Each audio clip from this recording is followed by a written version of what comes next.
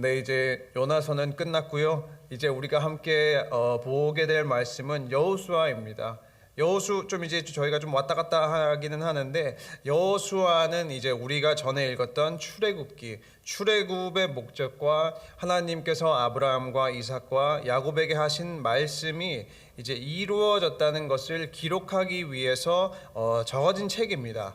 그러니까 하나님께서는 이제 선조들에게 구원을 약속을 하시고, 또 모세를 통해서 이스라엘을 애굽에서 인도하여 내시고, 또 이제 광야에서 이제 40년이라는 시간을 연단을 시키셨습니다. 그러고 이제 이 기간을 통해서 이스라엘은 내가 또 우리가 하나님의 사람으로서 어떠한 삶을 살아야 하는지를 이제 하나님께서 가르치셨는데, 그리고 난 뒤에 여호수아에서부터 이제 본격적으로 가나안 땅을 이제 정복을 하게 하시고 그곳에 정착을 하게 하시는 것을 기록한 책이 여호수아입니다. 결국에 그렇게 되면은 하나님의 약속이 이스라엘 가운데 어떻게 성취되었나, 어떠한 모습으로 성취가 되었나를 알 수 있게 하는 게 이제 여호수아인데, 그렇기 때문에 이제 우리가 앞으로 여호수아를 읽으면서 이제 그 안에 중요하게 볼 것들이 이제 좀 대표적으로 몇 가지가 있는데, 하나는 약속과 성취. 그렇죠. 방금 말씀드린 것처럼 아브라함과 이삭과 야곱에게 하신 약속이 이스라엘이 가나안 땅에 드디어 정착함으로써 하나님은 신실하게 그 약속을 다 이루어 주셨다는 사실을 알 수 있습니다. 약속을 이루신 신실하신 하나님에 대해서 생각을 해볼 수 있는 것이죠.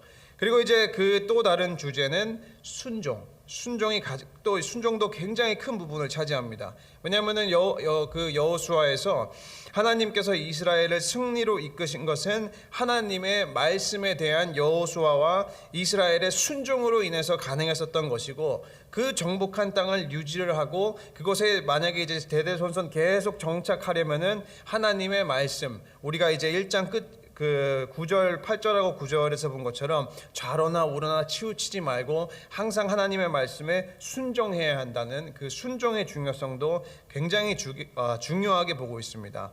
그리고 가장 큰 또 주제 중 하나는 거룩.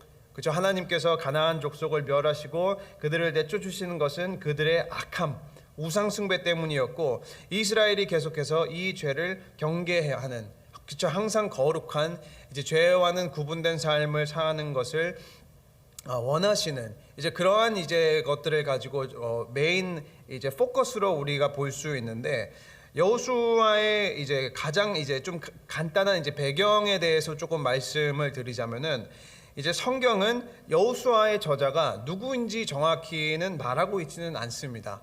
그러나 이제 우리가 분명히 알 수 있는 것은 여호수아도 분명히 이 책의 일부분을 기록을 했습니다.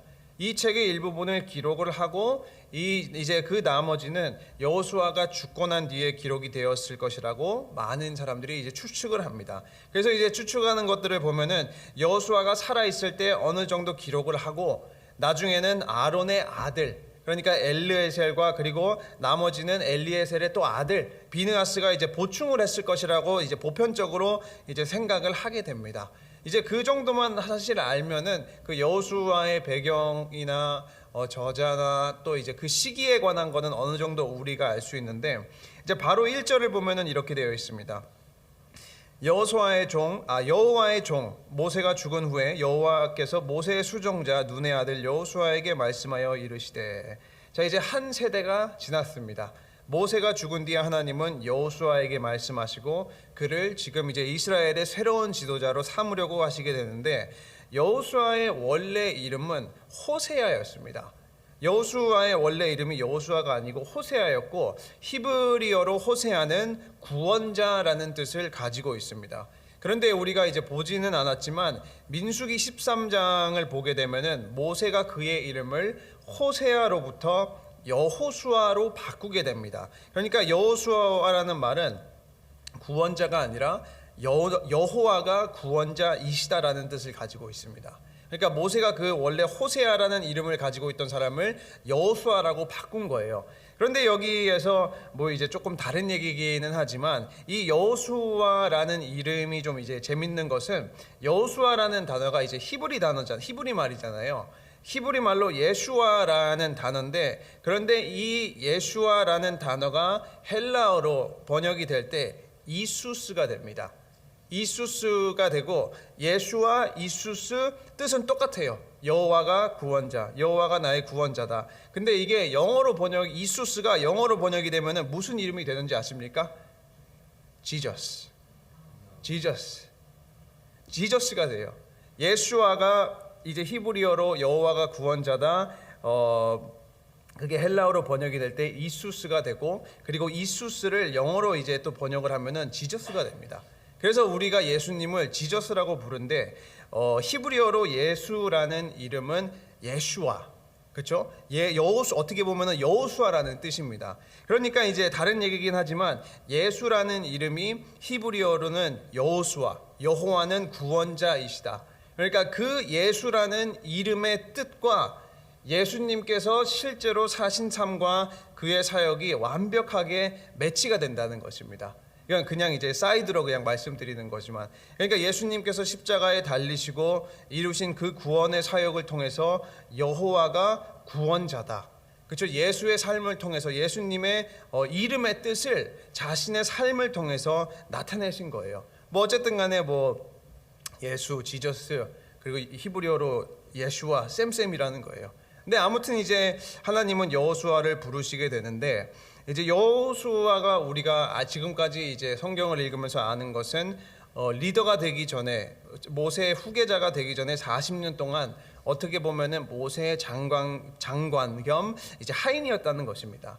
그러니까 성경에서 여호수아가 처음 이제 등장한 사건을 생각을 해보면은, 출애굽기에서 이스라엘이 광야에서 한창 이제 생활을 하고 있을 때 아말렉이 이스라엘을 공격을 했을 때 모세는 여호수아를 지명을 해서 아말렉과 이제 싸울 수 있도록 합니다. 근데 그 뒤로부터 여호수아는 계속 이제 모세를 따라다니면서 어떻게 보면은 영어로는 어시스턴트, 그러니까 조력자로 돕게 됩니다. 예를 들어서 모세가 뭐 시내산에 올라가서 하나님과 이제 언약을 맺을 때 여호수아는 산 중턱에 같이 올라가서 모세를 기다리고 있었고, 그렇죠? 계속 기다렸었고, 그뿐만이 아니라 모세가 이제 회막에 들어가서 뭐 성경이 말하는 것처럼 마치 하나님과 얼굴과 얼굴을 대면하여 친구처럼 얘기를 나눌 때 여호수아는 낮이든지 밤이든지 불구하고 회막 밖에서 그곳을 지켰습니다. 그러니까 이제 모세가 시키는 모든 일에는 다 굉장히 신실하게 행했다는 것을 알 수 있는데, 그러니까 이제 여호수아가 리더가 된 게 사실 뭐 리더십이 있어서 탁월한 재능이 있어서 그런 것이 아니라, 어떻게 보면은 묵묵히 모세를 성실하게 섬기면서 성장을 해 나갔다는 것입니다. 그러니까 그러나 이제 여호수아에 관해서 확실한 것은 그는 신실한 모습을 보였습니다. 그러니까 성경을 보면은 이스라엘 백성들 가운데 이제 광야에서 저질렀던 수많은 하나님에 대한 반역, 모세에 대한 반역 가운데서도 여호수아는 여전히 하나님을 따랐었고 여전히 모세에게 이제 신실했습니다. 그리고 그 신실함이 가장 뚜렷하게 드러났던 사건 중에 하나가, 이스라엘이 40년 전에 가나안을 들어가려고 정탐을 했을 때 12지파에서 사람을 한 명씩 뽑습니다. 그러면서 이제 정탐을 하고 왔는데, 모든 정탐꾼들이 가나안 사람을 보고 우리는 못 간다라고 두려워 떨고 있었을 때 여호수아와 갈렙은 이미 주신 땅인데 믿음으로 정복하기만 하면 된다, 그렇죠? 이미 주신 땅을 가느냐 마느냐 얘기하는 게 뭔 필요가 있냐라고 유일하게 말했던 사람이었습니다. 그러니까 우리가 두 가지 사실, 여호수아는 신실했습니다. 그러나 이스라엘의 지도자가 된 것은 잘나서 그런 것이 아니라는 것입니다. 리더의 자질도 어떻게 보면은 크게 없었고, 오히려 이제 보겠지만 오히려 여호수아는 이스라엘의 리더가 된다는 것을 두려워했습니다. 내가 이거를 할 수 있을까라는 것을 의심했다는 거예요.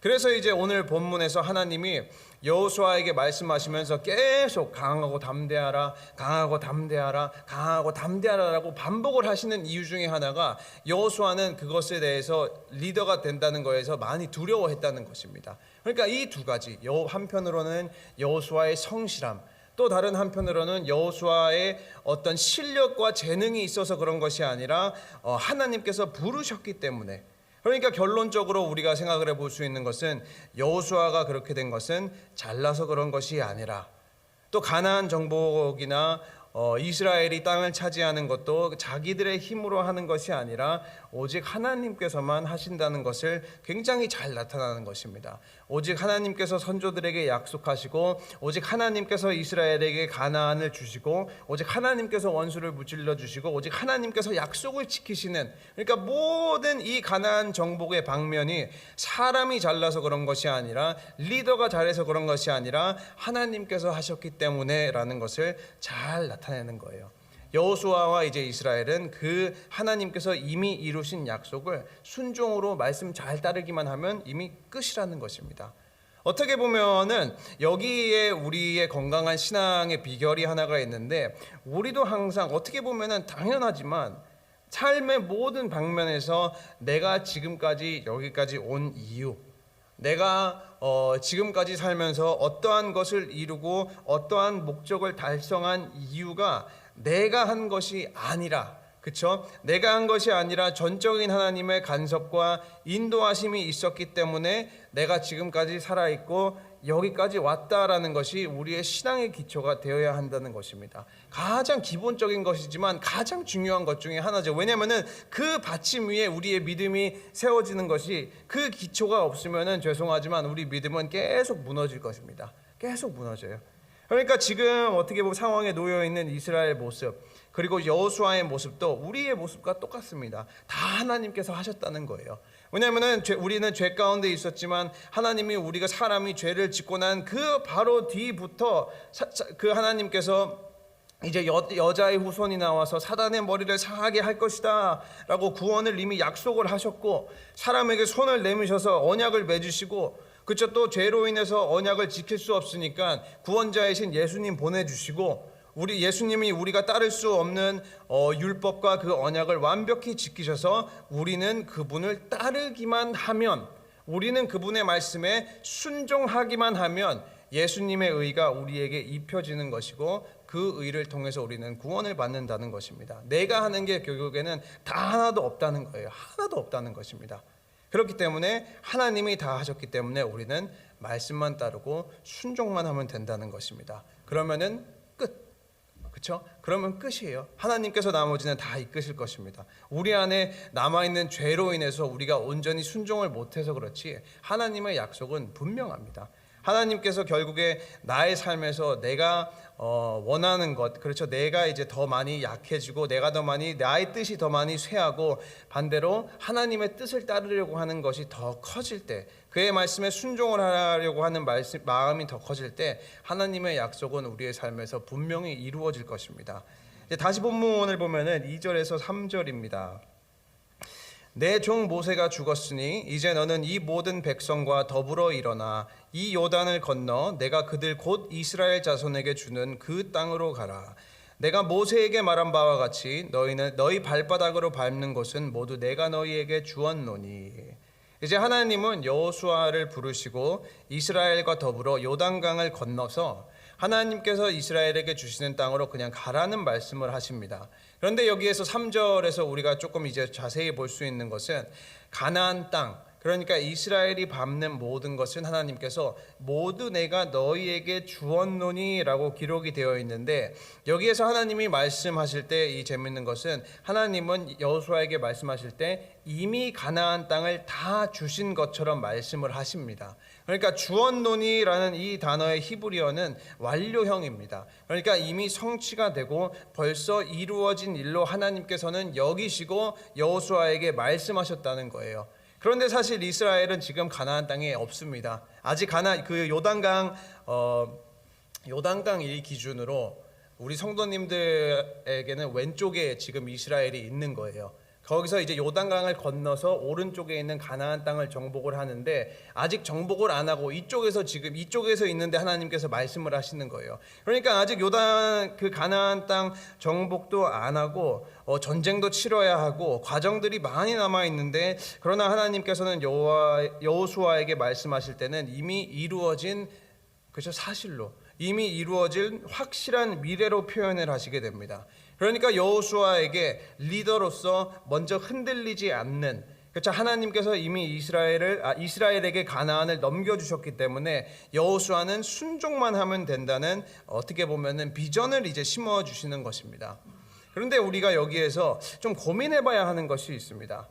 제가 무엇을 말씀드리려고 하냐면은 우리는 하나님의 약속과 그것이 이루어지는 것, 이 두 개에 관해서 약속과 성취에 관해서 고민을 해봐야 됩니다. 왜냐하면은 하나님은 본절에서 이 2절하고 3절에서 읽으면은 여호수아에게 내가 이미 가나안 땅을 너희에게 다 주었다라는 약속을 하셨습니다. 그런데 문제는 이것이 어떻게 성취가 되었고 어떠한 모습으로 어떠한 과정으로 성취가 되는 것을 아는 것이 정말로 중요한 게 오늘 본문에서 하나님은 분명히 이미 여호수아 너에게 다 주었다라고 약속을 하셨는데 다 주신 것처럼 약속을 하셨는데 나중에 여호수아 뒷부분을 읽다가 보면은 또 사사기 첫 장을 보면은 갑자기 아직 정복되지 않은 땅, 그렇죠. 분명히 여호수아 이제 끝자락을 보면은 저 가나안 정복이 다 끝났다고 말해요. 다 가나안 정복을 다 끝났다고 말했는데 성경에서 아직 정복되지 않는 땅, 이스라엘이 정복하지 못한 땅, 여전히 아직도 이방 민족이 가나안에서 살고 이스라엘은 분명히 정복을 끝냈다고 했는데 막상 본문을 보면 여전히 가나안 민족들이 이스라엘 가운데 있고 아직 정복하지 못한 지역이 나온다는 것입니다. 왜 이런 것이죠? 하나님은 분명히 약속하셨는데, 하나님은 분명히 다 줬다, 너희는 가서 차지하기만 하면 된다라고 분명히 여호수아에게 약속을 하셨는데 왜 성경을 읽다가 보면은 정복되지 못하는 땅, 아직 정복해야 하는 땅, 정복하지 않은 땅이 나오냐는 것입니다. 약속과 성취, 하나님의 약속이 잘못되었습니까? 이것을 굉장히 잘 이해해야 한다는 것입니다. 왜냐하면은 우리의 신앙생활도 마찬가지인 게 하나님은 분명히 우리에게 성경을 통해서 많은 약속을 하십니다. 구원의 약속, 축복의 약속, 하나님께서 우리의 하나님이 되실 약속, 우리를 버리지 않을 것이라는 약속, 그것뿐만이 아니라 무수히 많은 약속들이 성경 가운데 있는데 이 하나님께서 우리에게 하신 약속들을 가지고 우리 성도님들의 삶을 생각을 해보면은 이루어진 약속이 더 많으신 것 같습니까? 아니면은 이루어지지 않은 약속들이 더 많으신 것 같습니까? 하나님은 분명히 약속을 하셨는데 때로는 우리의 삶을 뒤돌아보면은 이루어지지 않은 약속들이 더 많아 보인다는 것입니다. 자, 그러면 또 문제가 생기잖아요. 하나님은 약속하셨는데 이루어지지 않으면 하나님은 신실하시지 않으신가? 아니면 하나님은 약속을 이루실 수 없는 하나님이신가? 그걸 고민해야 되는 거예요. 우리가 여기에서 확실히 알아야 하는 것은, 신앙생활을 하면서 또 이 여호수아의 경우에서도 잘 알아야 하는 것은, 약속과 성취의 사이에는 항상 순종이라는 요소가 있습니다. 순종이 그 하나님께서 하신 약속이 성취가 되고 성취가 되지 않는 것을 좌지우지하게 됩니다. 우리 7절하고 8절을 보면 이렇게 되어 있습니다. 오직 강하고 극히 담대하여 나의 종 모세가 내게 명령한 그 율법을 다 지켜 행하고 우로나 좌로나 치우치지 말라. 그리하면 어디로 가든지 형통하리니 이 율법책을 내 입에서 떠나지 말게 하며 주야로 그것을 묵상하여 그 안에 기록된 대로 다 지켜 행하라. 그리하면 내 길이 평탄하게 될 것이며 내가 형통하리라. 그죠? 하나님은 여호수아에게 분명히 약속을 하셨고 이미 다 주셨다고 말씀을 하셨어요. 그런데 그 약속이 온전하게 성취가 될 수 있도록 조건을 주십니다. 그 조건은 여호수아와 이스라엘이 좌로나 우로나 치우치지 않고 율법을 떠나지 않고, 그렇죠? 율법을 항상 묵상하고 그대로 행하는 순종이라는 조건을 이스라엘에게 딱 주시는 거예요. 그러니까 하나님은 그의 말씀에 순종하는 자와 함께 하시고 그의 말씀을 온전히 따르려고 하는 자들에게 따르려고 하는 자들의 삶에서 하나님의 약속이 이루어질 수 있도록 하신다는 것입니다. 그러니까 결국에 만약에 내가 크리스찬으로서 하나님께서 나에게 주신, 성경을 통해서 나에게 주신 약속이 우리 삶에서 성취가 안 되는 것 같다, 그렇죠? 하나님은 약속을 지키시는 하나님이신가라는 것이 만약에 생각이 드신다면은 우리는 하나님께 물어보는 것이 아니라 내 자신을 뒤돌아봐야 한다는 것입니다. 내가 하나님 앞에서 얼마나 순종을 하고 있나? 하나님은 분명히 나에게 약속을 하셨는데 나는 그 약속이 이루어질 수 있도록 얼만큼 신실하게 하나님의 말씀을 따르고 있는가? 그렇죠? 혹시 나는 축복은 원하기는 하는데 그 축복이 오기 위한 그 순종이 없지는 않는가? 이것을 점검을 해봐야 한다는 것입니다. 항상 약속과 성취 가운데는 순종이 있습니다.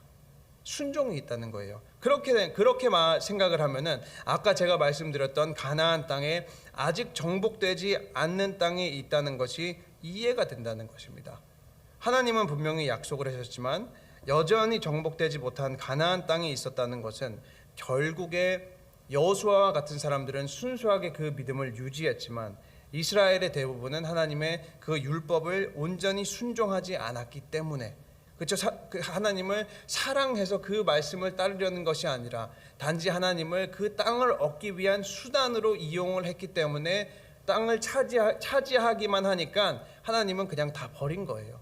사사기에서 그 모습이 잘 나오잖아요. 자기 소견대로 행하는 그 패턴. 그러니까 하나님은 항상 순종하는 자와 함께 하신다는 것입니다. 그리고 하나님은 항상 순종하는 자에게 그의 약속을 성취하여 주실 것입니다. 이제 본문을 보면은 여호수아는 수많은 전쟁을 치러야 할 것입니다. 그러나 오직 전쟁은 하나님께만 속하지 않았습니까? 그렇기 때문에 하나님께서 여호수아와 함께 하신다면은 가나안 정복은 이미 끝났습니다.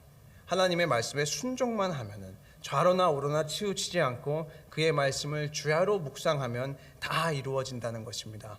이제 다윗도 이러한 비슷한 말을 하지 않았습니까? 시편 1편 1절하고 2절에서 복 있는 사람은 악인들의 꾀를 따르지 아니하며 죄인들의 길에 서지 아니하며 오만한 자들의 자리에 앉지 아니하고 오직 여호와의 율법을 즐거워하여 그의 율법을 주야로 묵상하는도다. 이 말을 하는 것처럼 오늘 본문에서 하나님은 여호수아에게도 동일한 말씀을 하십니다.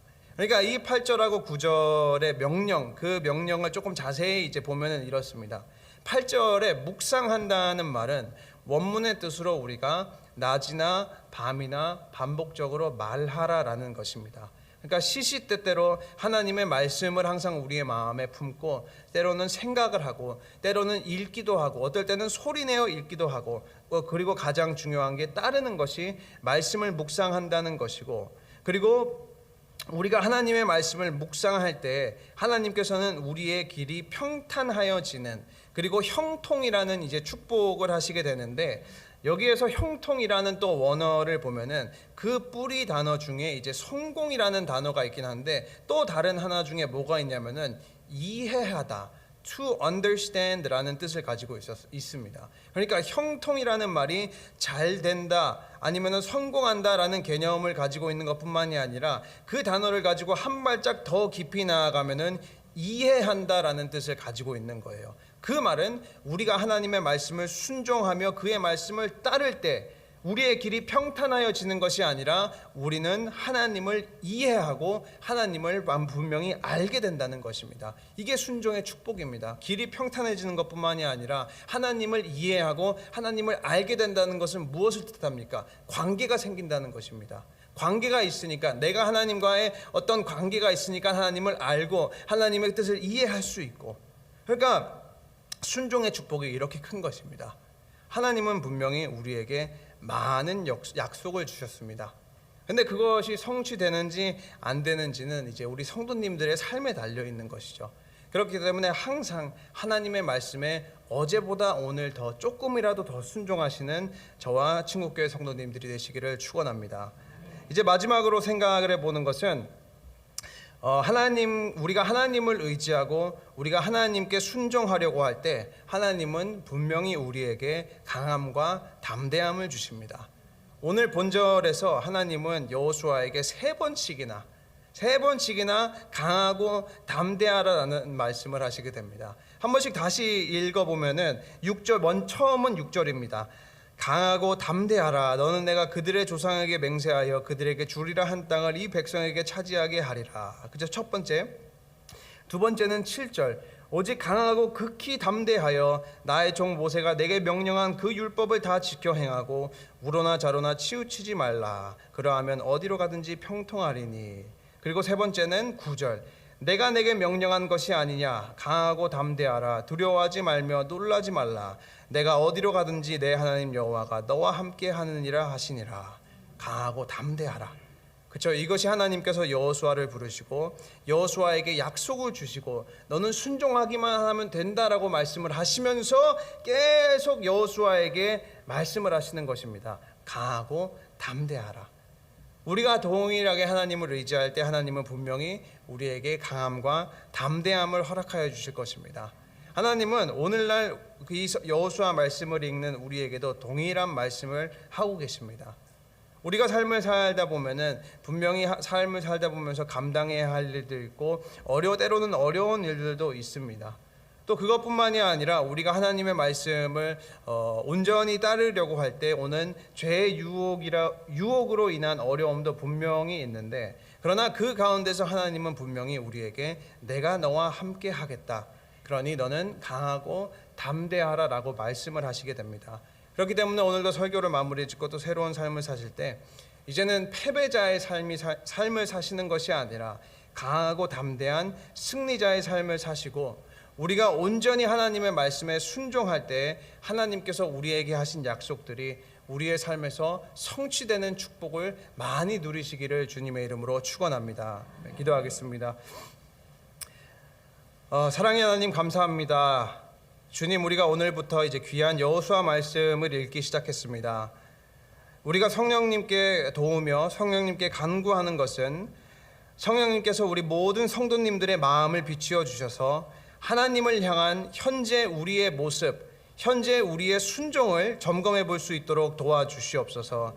주님, 하나님의 약속이 우리의 삶 가운데 성취될 수 있도록 우리가 주의 말씀을 온전히 따를 수 있도록 도와주시고, 하나님의 말씀을 어제보다 오늘 조금 더 노력해서 따르려고 할 때 우리에게 강한 마음과 담대한 마음으로 함께하여 주시옵소서. 주님, 순종을 통해서 하나님을 기쁘게 하며 순종을 통해 많은 복을 받으시는 귀한 친구교회 성도님들이 될 수 있도록 도와주시옵소서. 주님, 특별히 기도드리는 것은 볼리비아 선교팀을 위해서 기도합니다. 현재 이제 비행기 안에서 한창 오시고 계시고 또 이제 한 12시가 되면은 다시 오실 텐데 그 남은 짧은 시간도 함께하여 주시고 다시 미국으로 돌아와서 다시 생활로 적응할 때 힘들지 않을 수 있도록 도와주시며, 또 이제 선교 보고를 하고 우리에게 간증을 할 때 이 자리에 있는 우리들이 큰 도전을 받고 우리의 신앙에 큰 도움이 될 수 있도록 도와주시옵소서. 주님, 이제 남은 시간 기도합니다. 우리 성도님들께서 가지고 계신 모든 기도 제목 다 하나도 땅에 떨어지지 아니하고 믿음 안에서 이루어질 수 있도록 하여 주시고,